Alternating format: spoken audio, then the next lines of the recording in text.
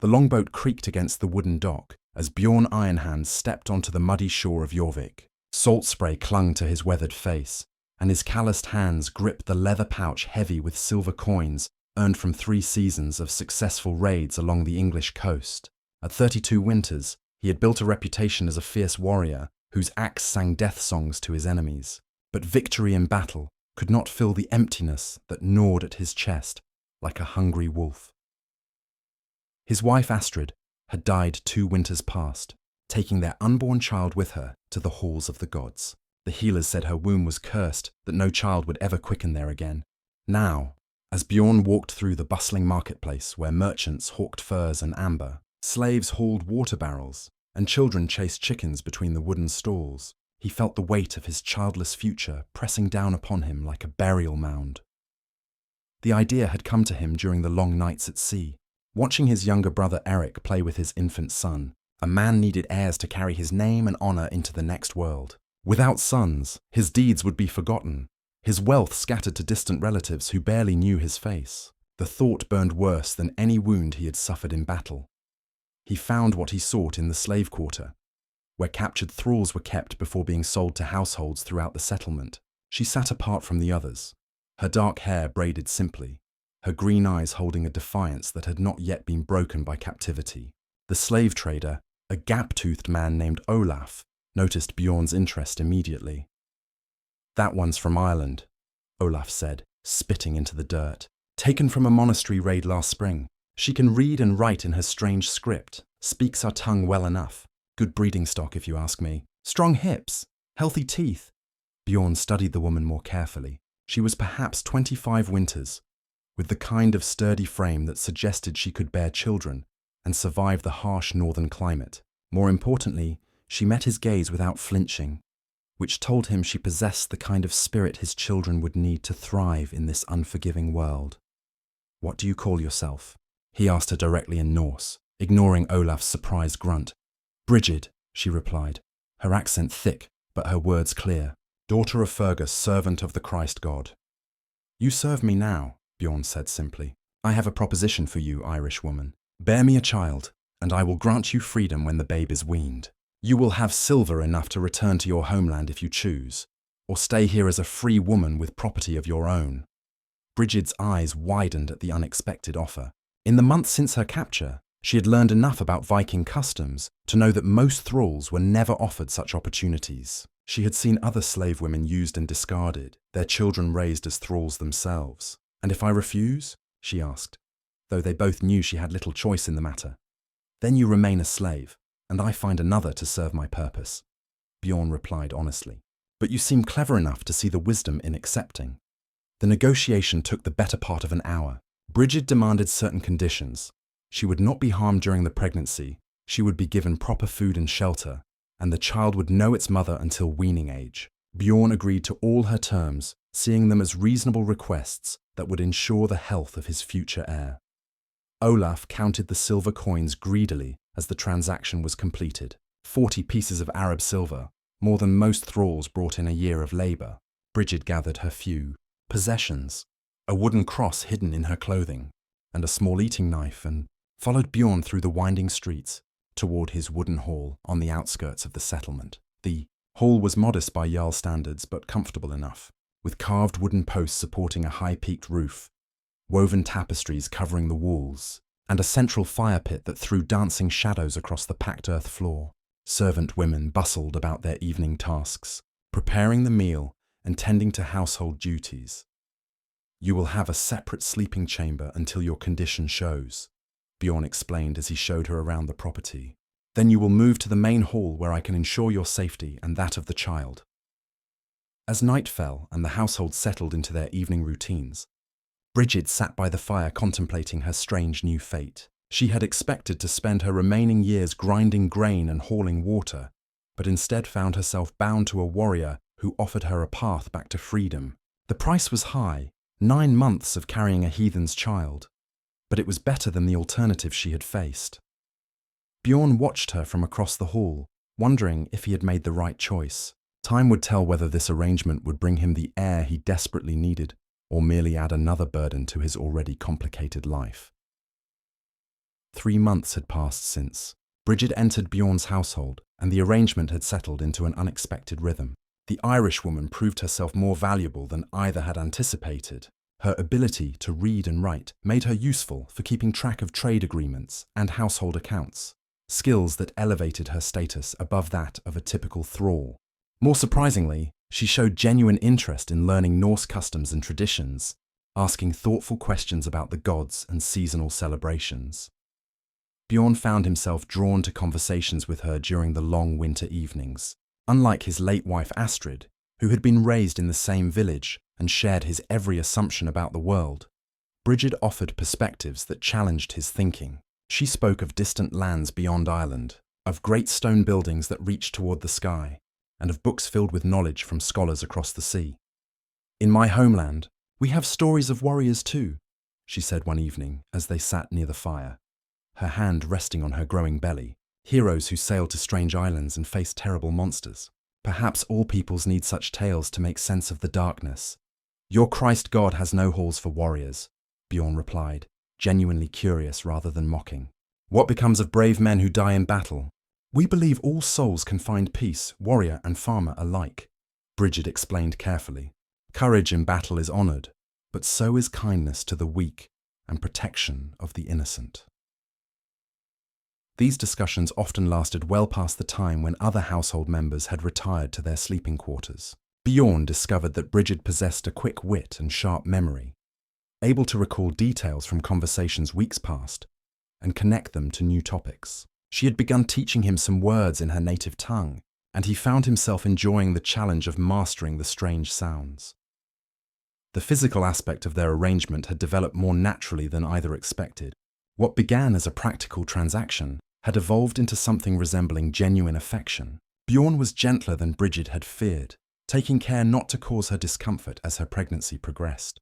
For her part, she no longer stiffened when he approached, and sometimes even initiated conversation or sought his company. The household noticed the change as well. The servant women, initially suspicious of the foreign slave who had been given special privileges, began to accept Brigid as she proved her worth through hard work and respectful behavior. She helped with cooking and cleaning despite her condition, sharing knowledge of herbs and healing practices that proved useful during the harsh winter months. Eric, Bjorn's younger brother, visited frequently with his wife Helga and their young son. During one such visit, Helga pulled Bjorn aside with obvious concern written across her weathered features. "Brother, the way you look at this Irish woman is not the way a man looks at a broodmare," she said bluntly. "Are you certain you can part with her when the child comes?" Bjorn had been wrestling with the same question himself. The arrangement that had seemed so straightforward in the autumn now felt increasingly complicated. Brigid had become woven into the fabric of his daily life in ways he had not anticipated. Her laughter at his clumsy attempts to speak Irish words, her careful attention to his stories of past raids, her quiet presence during the lonely hours before dawn. All of these had become precious to him. "The agreement stands," he replied firmly, though the words felt hollow in his mouth. "She has earned her freedom, and I am bound by honor to grant it." As winter deepened and the snows piled high around the hall, Brigid felt the child growing stronger within her. The babe kicked vigorously, particularly during the evening hours when she and Bjorn sat talking by the fire. She had begun to wonder what would happen when spring came and the time for her departure arrived. The prospect of freedom, which had sustained her through the dark months following her capture, now seemed less appealing than it once had. Ireland felt like a distant memory, a place where she had been someone else entirely. The woman who had spent her days copying manuscripts in the monastery's scriptorium seemed like a stranger now.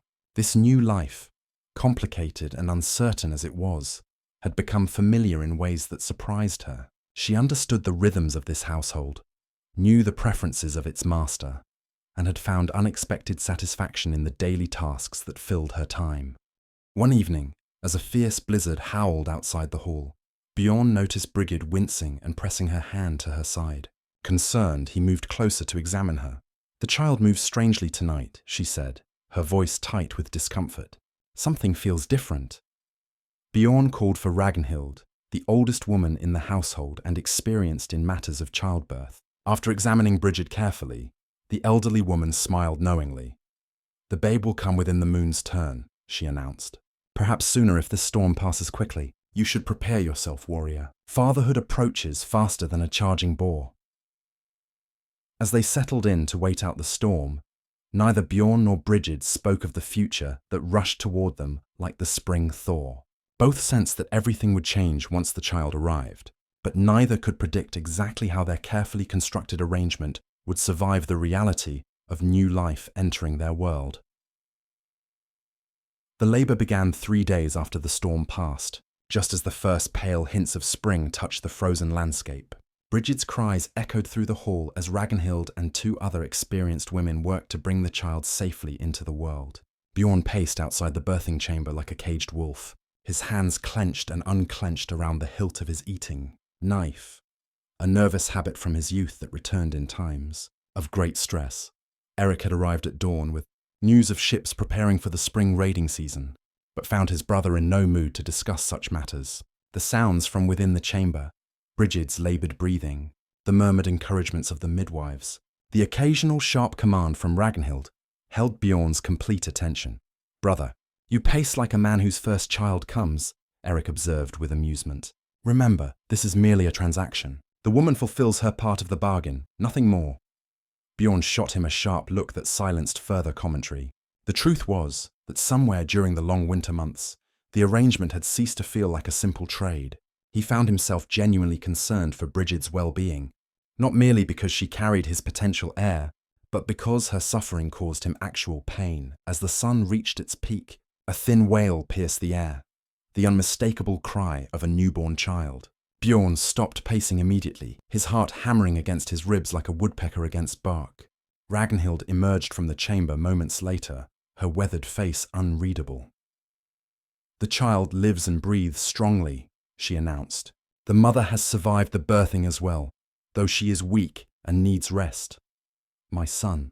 Bjorn asked eagerly, already imagining teaching the boy to wield sword and axe, to navigate by the stars, to command respect among warriors. Ragnhild's expression shifted subtly. "Come and see for yourself, Bjorn Ironhand, but prepare your mind for what awaits." Confused by her cryptic words, Bjorn followed the midwife into the dim chamber where Brigid lay propped against rolled furs, her face pale but peaceful. In her arms, wrapped in soft wool cloth, was a tiny form with a shock of dark hair. "Your child," Brigid said softly. Lifting the bundle toward him, Bjorn took the infant carefully, marveling at how light and fragile the little body felt in his battle-scarred hands.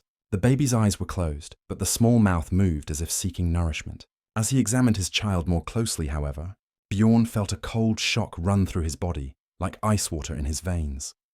The baby's skin was darker than either parent, with features that spoke of distant lands and foreign blood. More startling still, when the child's eyes briefly opened, they were a deep brown colour, unlike either Bjorn's pale blue or Brigid's green. "This is not my child," he said quietly, though his voice carried clearly through the chamber. Brigid met his gaze steadily, though tears gathered at the corners of her eyes. "The child is yours by law and agreement, as we arranged. I have fulfilled my part of the bargain." "Do not play word games with me, woman," Bjorn replied, though his voice remained surprisingly calm. "This babe was fathered by another man. The colouring, the features, they speak of southern blood, perhaps Arab or Greek." The room fell silent except for the infant's soft breathing. Ragnhild and the other women exchanged meaningful glances, understanding that they were witnessing something far more complicated than a simple birth. Finally, Brigid spoke, her voice barely above a whisper. "Before my capture, there was a trader who came to our monastery, a learned man from Constantinople who brought books and knowledge from the eastern lands. I was not yet sworn to the religious life, and I was young and foolish. The confession hung in the air like smoke from a dying fire." Bjorn continued to hold the child, studying the small face as if searching for answers written there. Part of him felt the sharp sting of betrayal. He had paid good silver for an heir of his own blood, not another man's bastard. Yet another part of him, a part that had grown stronger during the winter months of shared conversations and unexpected companionship, remained strangely unmoved by the revelation. "You knew," he said finally. "When you agreed to the arrangement, you suspected this child was not conceived in my hall. I hoped," Brigid admitted. "I prayed to my God that perhaps, But yes, I knew it was possible. The timing was close enough that I thought perhaps the deception might hold. Eric stepped forward, his face dark with anger on his brother's behalf. This is trickery of the worst sort. The woman has stolen your silver and given you nothing in return. Cast her out, brother. Sell her to the salt mines where such deceit belongs. But Bjorn continued to hold the child, feeling the steady rhythm of the tiny heartbeat against his chest.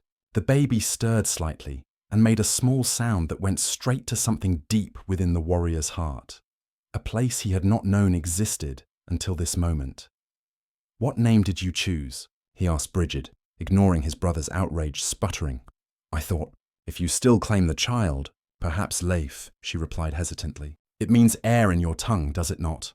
Bjorn nodded slowly, still studying the infant's peaceful face. The child was innocent of its mother's deception, innocent of the complex web of arrangements and expectations that had brought it into the world. More importantly, this small life represented something Bjorn had thought lost forever, the possibility of fatherhood, of legacy, of love beyond the battlefield. The decision that formed in his mind surprised even him with its clarity and certainty. The great hall fell into stunned silence as Bjorn made his declaration. With little Leif still cradled in his arms, he faced the assembled household members who had gathered to witness what they expected would be either celebration or condemnation. "I claim this child as my son," Bjorn announced, his voice carrying the authority of a man accustomed to command. "He will bear my name, inherit my lands, and be raised as a warrior worthy of our ancestors." Eric stepped forward, his face flushed with disbelief and anger. "Brother, have you lost your wits? This child carries foreign blood. The people will whisper that Bjorn Ironhand was fool enough to pay silver for another man's bastard. Your reputation will suffer, and the boy will never be fully accepted among our kind." "My reputation rests on my deeds, not on the gossip of idle tongues," Bjorn replied firmly. "As for the boy's acceptance, that will be earned through his own actions when he comes of age. I have seen foreign-born warriors prove themselves worthy of Norse halls. Blood matters less than heart."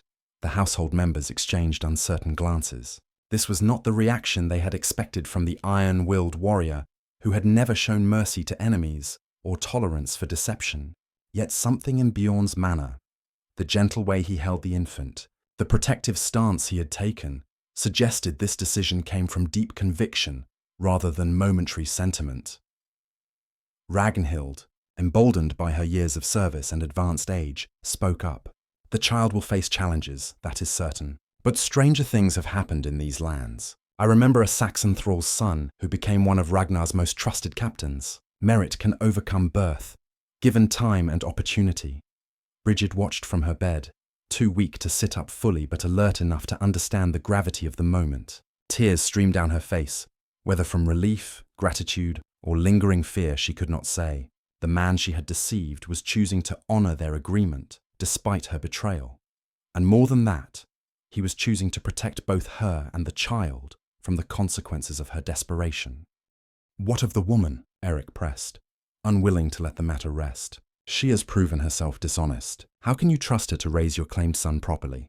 Bjorn looked down at Brigid, seeing in her exhausted features the same strength that had first caught his attention in the slave market. "The original agreement stands. She is born a child and will remain until he is weaned. After that, she is free to choose her own path. And if she chooses to stay?" Ragnhild asked quietly, reading something in the air between Bjorn and Brigid that others might have missed. "That bridge will be crossed when we reach it," Bjorn replied, though his tone suggested he had already given the matter considerable thought.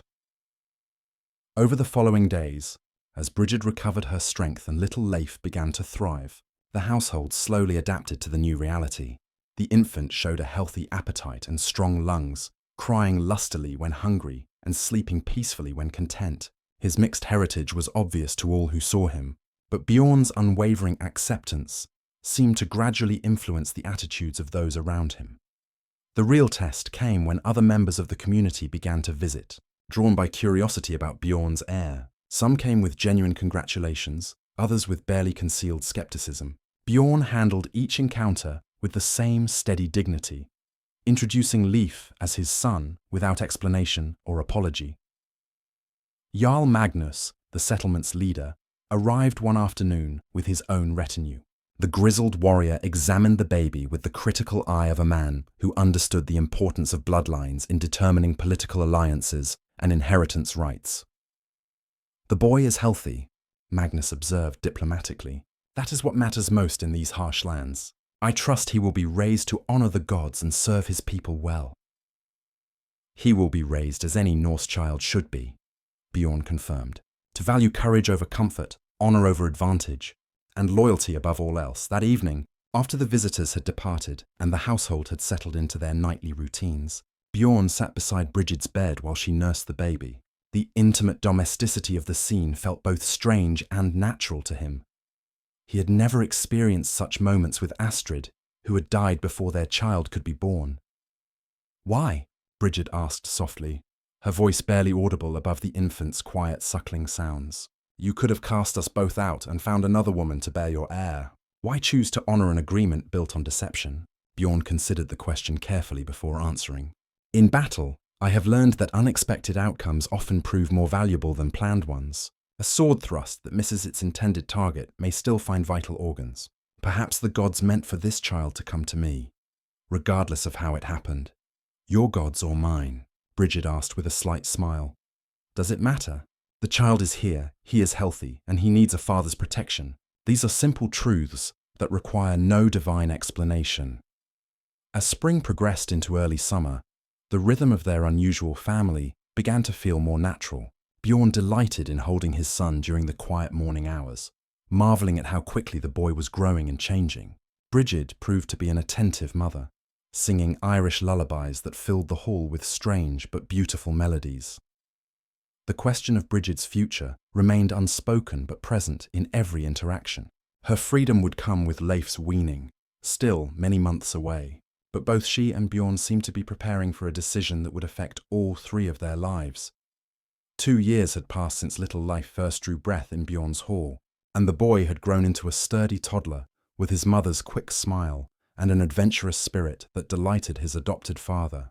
The child's mixed heritage, once a source of whispered speculation, had become simply another aspect of his identity that the community had learned to accept. His dark eyes sparkled with intelligence, and he had begun speaking his first words in both Norse and Irish, switching between languages with the natural ease of childhood. The morning of Leif's second birthday dawned clear and bright, with the promise of good weather for the celebration Bjorn had planned. As was customary, the entire household would feast, and neighbors from the surrounding farms would come to witness the formal recognition of the boy as Bjorn's heir. It would also mark the end of Brigid's servitude according to their original agreement, the moment when she would become free to choose her own destiny. Brigid stood at the hall's entrance, watching Leif chase chickens around the yard under the watchful eye of Ragnhild. The old woman had become devoted to the child, treating him with the same fierce protectiveness she had once shown Bjorn himself when he was young. The sight filled Brigid with both joy and an ache she could barely name, the knowledge that her time in this place was drawing to a close. "He grows strong," Bjorn said, appearing beside her with his characteristic quiet step. Even after 2 years of shared daily life, his presence still had the power to make her heart race slightly. "Strong and willful," Brigid agreed with a laugh as Leif tumbled over his own feet in pursuit of a particularly elusive hen. "I fear he will give you trouble when he reaches his warrior years." "Good," Bjorn replied with satisfaction. "A meek son would be no son of mine, blood or no blood." They stood together in comfortable silence, both aware that this easy companionship would soon face its greatest test. The silver Bjorn had promised for Brigid's freedom sat ready in a leather pouch, enough to buy passage back to Ireland and establish herself in whatever life she chose to rebuild there. That evening, as the celebration reached its peak and the hall filled with laughter and song, Jarl Magnus rose to make the formal declaration. "Let all here witness that Leif, son of Bjorn Ironhand, is acknowledged as heir to his father's name and holdings. May he grow to bring honor to his lineage and strength to our people." The assembled guests raised their drinking horns in salute, and little Leif, perched on Bjorn's shoulders, clapped his hands in delight at the attention. For this moment at least, he was simply a beloved child surrounded by community celebration, unaware of the complexities that had brought him to this place. Later, when the guests had departed and the household had settled into quiet, Bjorn found Brigid sitting by the dying fire, with her few possessions gathered beside her. The leather pouch of silver sat unopened in her lap. "You mean to leave with the morning tide?" he observed, settling beside her on the wooden bench they had shared for countless evening conversations. "That was our agreement," she replied, though her voice lacked conviction. "I am free now to return to Ireland, to seek what remains of my old life." "And is that what you wish?" Bjorn asked quietly. Brigid was silent for a long moment, staring into the glowing embers. "I no longer know who I would be in that place. The woman who was captured from the monastery feels like a stranger to me now. This life, this strange arrangement that became more than either of us expected, it has changed me in ways I did not anticipate." "You could stay," Bjorn said simply, "not as a slave or even as part of our original bargain, but as a free woman who chooses this place and this life." The offer hung between them like a bridge neither had dared to build until this moment. Brigid turned to study his weathered face in the firelight, seeing there the same uncertainty and hope that she felt in her own heart. "What would people say about a Viking warrior who takes an Irish former slave as his wife?" she asked, testing the words that had remained unspoken for so long. "They would say that Bjorn Ironhand chose his own path, as he always has," he replied with a slight smile. "Besides, they have already grown accustomed to our unusual family. A formal bond would merely make official what many already suspect." From the sleeping alcove came the soft sound of Leif's contented breathing, the peaceful rest of a child who felt secure in his world. The sound seemed to settle something in Brigid's heart, answering questions she had been afraid to ask. "I have one condition," she said finally, setting the silver pouch aside. "Our son must know the truth of his parentage when he comes of age. He deserves to understand his full heritage, not just the Norse side." "Agreed," Bjorn nodded. "He will know of his Eastern father, his Irish mother, and his Norse upbringing. All of these threads have woven together to make him who he is." As the fire burned down to glowing coals, Brigid made her choice, not from desperation or necessity as she had 2 years before, but from genuine affection and the recognition that some families are forged not by blood alone, but by shared commitment and love. The Irish woman who had once copied manuscripts in a quiet monastery would become the wife of a Viking warrior, and their unusual son would grow up knowing himself beloved and fully accepted. The morning brought new arrangements to discuss, ceremonies to plan, and a future to build together. But that night, beside the dying fire in the hall that had become her home, Brigid felt the deep satisfaction of a choice freely made, and a destiny willingly embraced.